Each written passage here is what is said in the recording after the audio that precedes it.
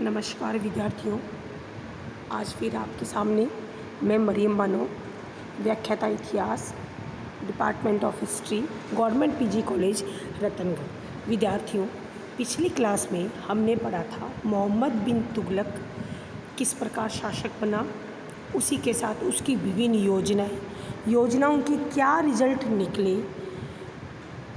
इसके बाद हमने पढ़ा मोहम्मद बिन तुगलक के समय में साम्राज्य का विस्तार, उसके समय में विद्रोह और उसका विजय अभियान।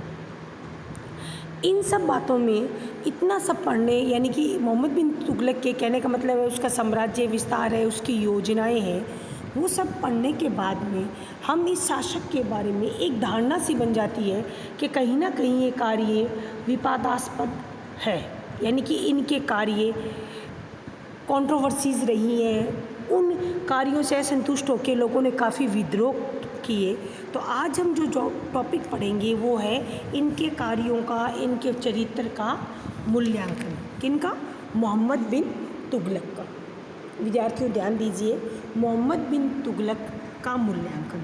इसी में अपना पहला पॉइंट है, पहला बिंदु है विद्वान व प्रतिभाशाली। डॉक्टर ईश्वरी प्रसाद के अनुसार भारत में मुस्लिम विजय के बाद जितने भी बादशाह दिल्ली के सिंहासन पर बैठे, मोहम्मद बिन तुगलक निसंदेह उनमें सबसे अधिक विद्वान था। गणित, ज्योतिष, इतिहास, भूगोल, चिकित्सा शास्त्र आदि में कोई भी उसका मुकाबला नहीं कर सकता था। वह एक योग्य कवि तथा वक्ता भी था। लेखन कला, ललित कला तथा विशेषकर संगीत से उसे अत्यंत प्रेम था। वह विद्वानों तथा कलाकारों का पोषक था। भारत के अनेक विद्वान उसके संरक्षण में थे। इसी क्रम में विद्यार्थियों अपना दूसरा पॉइंट है दानी व उदार।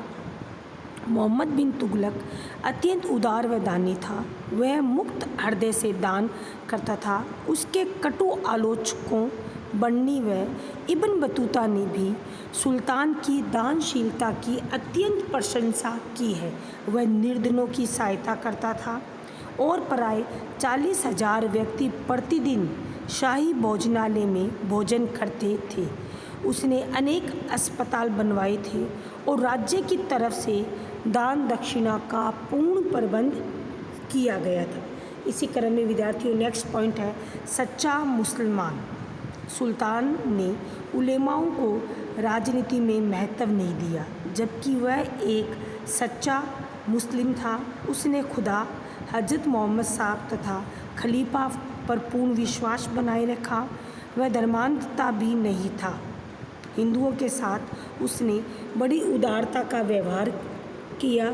उसके राज्य में कई हिंदू पदाधिकारी भी थे। सुल्तान ने सती प्रथा को बंद करने के प्रयत्न भी किए।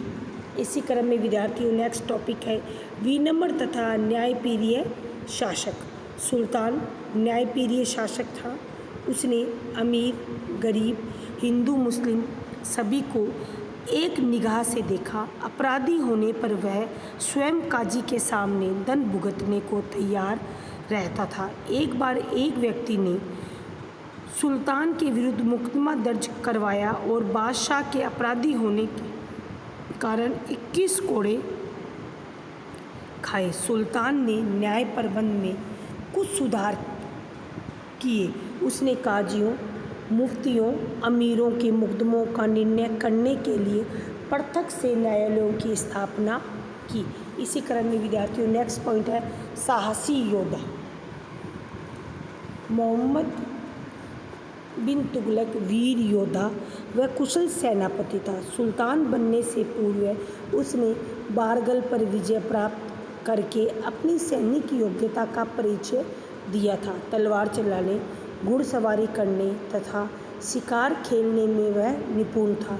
सुल्तान बन जाने के बाद भी उसने अनेक सैनिक अभियानों का नेतृत्व किया था। उसके समय अनेक विद्वान हुए, परंतु अधिकांश विद्रोह का दमन करने में वह सफल हुआ। इसी क्रम में विद्यार्थियों नेक्स्ट पॉइंट है अपना उच्च नैतिक जीवन। सुल्तान के निजी जीवन का नैतिक स्तर पर बहुत ऊंचा इसी क्रम में अपना नेक्स्ट पॉइंट है उच्च नैतिक जीवन। सुल्तान के निजी जीवन का नैतिक स्तर बहुत ऊंचा था और मध्य युग के शासकों के सामान्य अवगुण उसमें नहीं थे। वह शराब नहीं पीता था। शराब पीने को रोकने के लिए उसने काफ़ी प्रयत्न किए। स्त्री संबंधों के बारे में वह बहुत कट्टर था। उसने अनेक अवसरों पर सेना के साथ स्त्रियां ले जाने पर भी प्रतिबंध लगा दिया था। वह योग्य और अपने से अधिक आयु के व्यक्तियों का सम्मान करता था। इसी क्रम में विद्यार्थियों नेक्स्ट पॉइंट है निर्दयी व रक्त पिपासु सुल्तान नहीं था। ऐसा कहा जाता है कि सुल्तान ने अपने शासकों में हजारों व्यक्तियों को छोटे अपराधों का मृत्युदंड दिया था। इब्न बतूता का कथन है कि सुल्तान रक्तपात में निठुर था। उसके महल के द्वार पर हर समय किसी न किसी मनुष्य का शव पड़ा रहता था, किंतु इब्न बतूता इस कथन को प्रमाणित नहीं मानते हैं।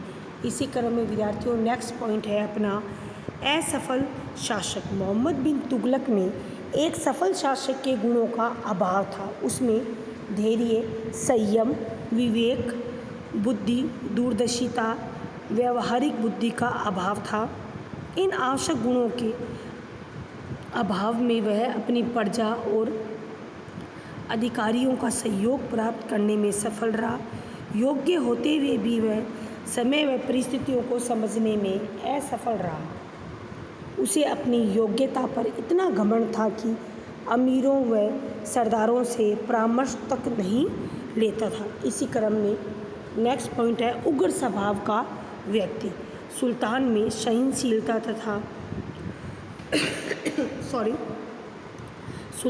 सहनशीलता तथा गंभीरता का अभाव था। उसमें विरोध को सहन करने का धैर्य नहीं था। वह साधारण सी बात पर आपे से बाहर हो जाता था।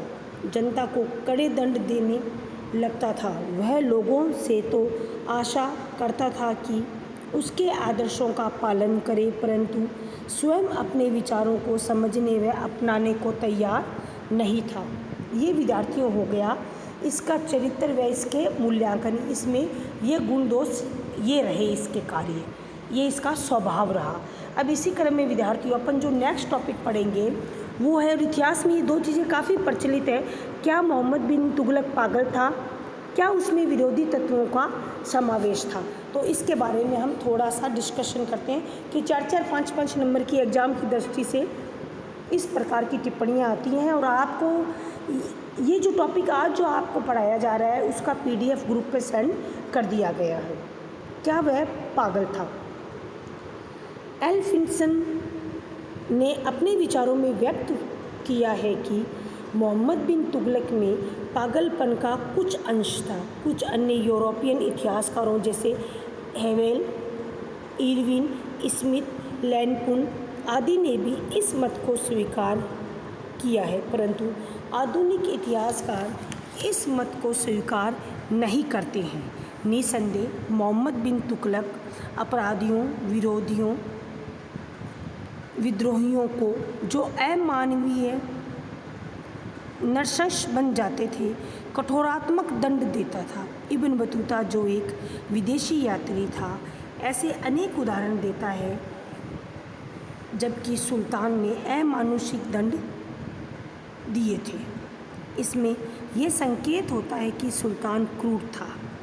अतः इतिहासकारों द्वारा इसे क्रूरता के दोष से मुक्त करने का प्रयत्न तो सफल नहीं माना जा सकता है, परंतु इस आधार पर सुल्तान को रक्त पिपासु या पागल कहना सर्वथा गलत होगा। डॉक्टर ईश्वरी प्रसाद लिखते हैं कि मोहम्मद बिन तुगलक पर पागल होने का दोष मुल्लाओं द्वारा लगाया गया था, जिनके प्रति सुल्तान का व्यवहार अस्पष्ट अपेक्षापूर्ण रहा था। इसी प्रकार डॉक्टर A.L. श्रीवास्तव भी उसे पागलपन के दोष से पूर्णतः मुक्त करते हैं। वे लिखते हैं कि मोहम्मद साधारण अपराधों के लिए मृत्युदंड इसलिए नहीं दिया करता था कि वह पागल था, बल्कि इसलिए कि उसमें साधारण व भीषण अपराधों में अंतर समझने की विवेकपूर्ण बुद्धि न थी।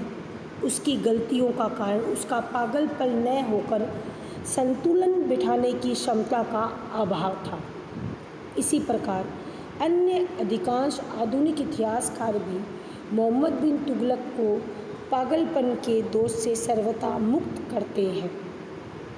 इसी में विद्यार्थियों नेक्स्ट पॉइंट है, क्या उसमें विरोधी तत्वों का मिश्रण था। देखिए विद्यार्थियों ध्यान से, स्मिथ लिखते हैं कि मोहम्मद बिन तुगलक वह विरोधी तत्वों का मिश्रण था जैसा कि बाद के समय में जहांगीर में हुआ था, परंतु डॉक्टर ईश्वरी प्रसाद इस विचार से सहमत नहीं है। वह लिखते हैं कि केवल सरसरी दृष्टि से देखने पर ही हमें मोहम्मद बिन तुगलक आश्चर्यजनक विरोधी तत्वों का मिश्रण प्रतीक होता है, अन्यथा वास्तविकता में वह ऐसा नहीं था। डॉक्टर मेहंदी हसन और के निज़ामी भी मोहम्मद को विरोधी तत्वों का मिश्रण नहीं स्वीकारते हैं, परंतु अन्य आधुनिक इतिहासकार ऐसे भी हैं जो मोहम्मद बिन तुगलक में विरोधी तत्वों का मिश्रण मानते हैं। यह मोहम्मद के कार्यों से स्पष्ट हो जाता है कि उसके अनुसार सुल्तान छोटे लोगों से घृणा करता था, परंतु इस पर भी उसने उन्हें उच्च पद प्रदान किए। वह नम्र होते हुए भी घमंडी था। कभी कभी तो वह साधारण व्यक्ति की भांति दंड भुगतने के लिए स्वयं काजी के सामने उपस्थित हो जाता था। वह बड़ा विद्वान प्रतिभाशाली था, परंतु उसमें सामान्य बुद्धि का अभाव था। उसने धर्मपरायण होते हुए भी मुस्लिम धार्मिक वर्ग की उपेक्षा की। आरसी मजूमदार अपने शब्दों में लिखते हैं कि मोहम्मद बिन तुगलक न तो रक्त पिपासु दैत्य था न पागल था जैसा कि कुछ व्यक्तियों ने कहा है, परंतु उसमें विरोधी गुणों का मिश्रण था। इसमें कोई डाउट यानी कि इसमें कोई संदेह नहीं है। इस प्रकार मोहम्मद का विभिन्न नज़रियों से मूल्यांकन करने के पश्चात इतिहास में प्रमुख स्थान प्रदान किया गया है। मोहम्मद बिन तुगलक की श्रेष्ठता उसकी सफलता अथवा असफलता के कारण नहीं है, बल्कि उसकी बुद्धिमत्ता चरित्र में कुछ विशेष गुणों के कारण है। विद्यार्थियों, आज अपना मोहम्मद बिन तुगलक कंप्लीट हो गया। जो हम नेक्स्ट क्लास में जो टॉपिक पढ़ेंगे वो पढ़ेंगे फिरोज तुगलक। Thank you.